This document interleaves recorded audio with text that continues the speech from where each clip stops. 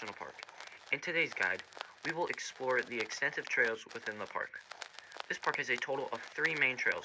Each main trail will have over 20 split-offs or conjunctions to areas such as campgrounds, rivers, and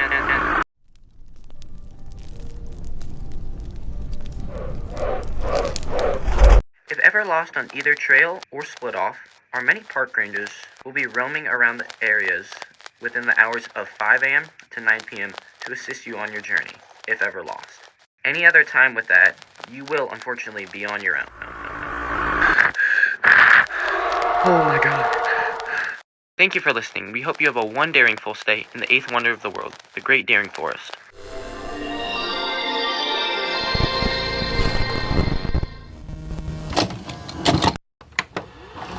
Tape 2, The Daring Watchtower.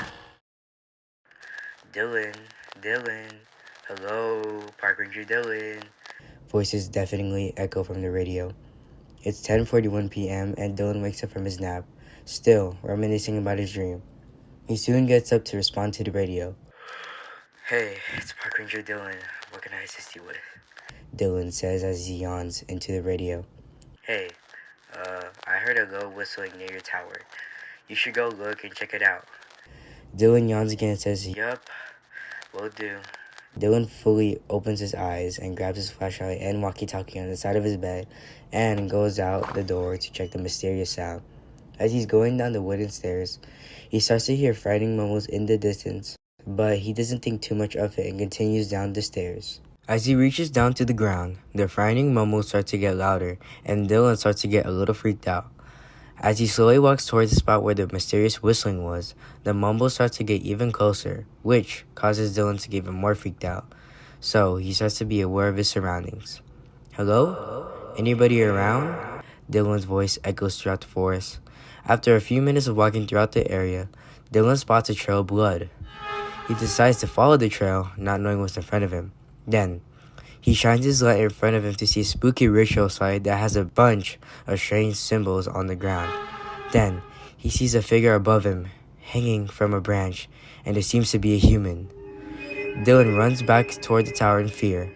What could have done that, he thinks. Suddenly, a tall white creature drops down from the tree above and quickly slashes Dylan with its humongous clawed hands in one blow. Kazuki returns to the campsite. Darius is still asleep, but Peter is awake, setting up his tent. Peter greets Kazuki. Hey Kazuki, welcome back. Any sign of Preston? Nah man, I have no idea where he could have gone. As Kazuki is talking, he notices something sticking out of Kazuki's pocket. It is Preston's inhaler. Hey, did you... Never mind, Peter says and just subconsciously takes note of it. Alright man, hopefully he returns in the morning, and he goes to his tent to go to bed. Good night, Peter. Later, Darius, replies Kazuki. Kazuki sets up his tent a bit further than the others, which is a little strange, but he enters his tent to change, and he notices a blood stain on his pants. He knows exactly why it's there and whose it is, but Kazuki thinks that if anyone were to question the stain, he would reply by mentioning that it was from the motorcycle accident from 2 weeks ago. He continues to change into his pajama shirt and goes to bed shortly after because he knows he has to wake up early. At 2:18 a.m., Darius feels half awake even though he's completely asleep. Darius tries to scream for help, but he can't. He tries running away in terror, but he feels as if he's running in goo. He can't even make out of what he is so scared of. Then, he sees a tall, white figure with bright white eyes. As the figure starts to get closer, Darius starts to see a resemblance to Kazuki's face on the figure. Kazuki? Is that really you? Darius whimpers out. The tall white figure grabs Darius by his ear and whispers, It was me all along. As it was about to kill Darius, Darius finally snaps out of it and fully wakes up from his nightmare. What the flip was that? Why did it look like Kazuki? He exits his tent and sees Kazuki sitting down next to the fire. Hey Darius, are you okay? I heard you groan in your tent a couple seconds ago. Darius replies, Yeah, I just had the craziest dream, man. It was this dream where there was this weird looking creature and kind of looked like, you know what, just forget about it. I don't really want to talk about it. Kazuki looks into Darius's eyes. You look a bit lightheaded, man. You should go on a small hike.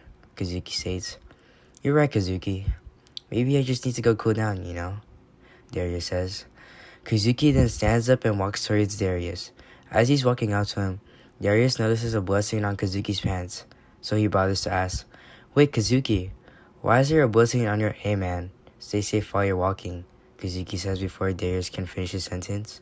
He then smiles at Darius, which is very strange, but Darius doesn't think too much of it and starts to wander off into the forest by himself. As Darius is walking through the forest, he can't stop thinking about the dream he had about Kazuki, and he also can't stop thinking about how Kazuki interrupted him while he was trying to talk about the blood stain on his pants. Darius continues to think even harder. After a few minutes, he then remembers seeing an inhaler in Kazuki's pocket while he was looking at the pants. Darius speaks to himself. Wait, doesn't Preston have an inhaler? Why would Kazuki— Actually, never mind. But wait, I don't remember Preston coming back to the camp. Hold on.